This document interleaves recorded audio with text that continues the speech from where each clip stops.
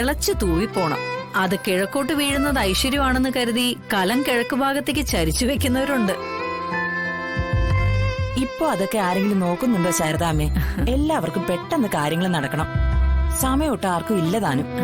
ശരിക്കും ശാസ്ത്രം പറഞ്ഞ ഈ അടുപ്പ് കത്തിക്കേണ്ടതേ ഗണപതി ഹോമം നടത്തിയ അഗ്നികുണ്ഡത്തിൽ നിന്നെടുത്ത തീ കൊണ്ട. ഇപ്പൊ മിക്ക വീടുകളിലും ഗണപതി ഹോമം നടത്തുന്നത് ക്ഷേത്രങ്ങളിലല്ലേ, പിന്നെ എവിടെന്ന് തീ കിട്ടാനാ? ചോദിച്ചാ പുതിയ വീട്ടില് പുക പിടിക്കുന്ന കാലം പോയൊരു പോക്കേ. വിശ്വാസങ്ങൾ അനുസരിച്ച് മനുഷ്യരുടെ സാഹചര്യങ്ങൾ മാറിക്കൊണ്ടിരിക്കുകയാണല്ലോ. ആ ഇനിയിപ്പോ പുതിയ വീട്ടിൽ കയറി വരുമ്പോ അപ്പോ അങ്ങനെയൊക്കെ ചെയ്യാം അല്ലടോ? എല്ലാം നടക്കും, സമയാവട്ടെ. പുതിയ വീടിന്റെ പാലുകാച്ചും നടക്കും. ദേ ഈ ജയശ്രീയുടെ കല്യാണവും നടക്കും.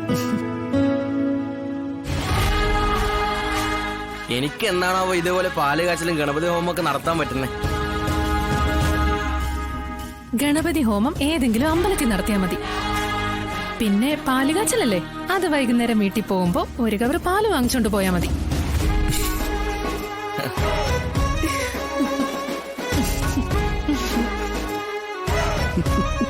മോനെ എന്റെ വർക്കൗട്ടൊന്നും നീക്കുള്ളല്ലോ. നീയേ ഒരു സ്വയംവര പുഷ്പാഞ്ജലി നടത്തിക്കോ, അല്ലെങ്കിൽ ജന്മം തന്നെ അന്യം പോകും കേട്ടാ. അതെ, എന്താ ഒരു രഹസ്യം? ഒന്നുമില്ല, ഞങ്ങൾ അവന്റെ കല്യാണ കാര്യം പറയായിരുന്നു.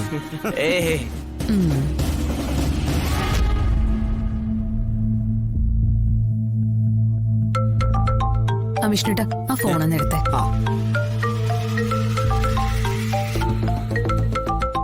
ഇതാ മറ്റാ അനുകൊച്ച്. അനു പറഞ്ഞു. മാഡം, ഹരിത കേരളം പരിപാടിക്ക് MLA വരുന്നുണ്ട്. ജോൺ എബ്രഹാം സാറിന്റെ നേതൃത്വത്തില് കാര്യങ്ങൾ പ്ലാൻ ചെയ്തിരിക്കുന്നത്. ഞാൻ എത്തിക്കോളാം. എന്തെങ്കിലും ഒരു പോരായ്മ പറഞ്ഞ് പരാതിപ്പെട്ടില് പരാതി നിറയ്ക്കാൻ കാത്തിരിക്കുക ജോൺ സാറ്. അതിന് ഞങ്ങളായിട്ടൊരു അവസരം കൊടുക്കരുതേ മാഡം.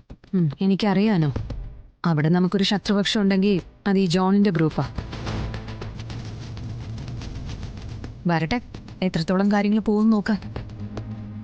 ഞാൻ എന്തായാലും കൃത്യസമയത്ത് എത്തിയേക്കാം. ശരി മാഡം. മോളെ പാല് തിളച്ചോ?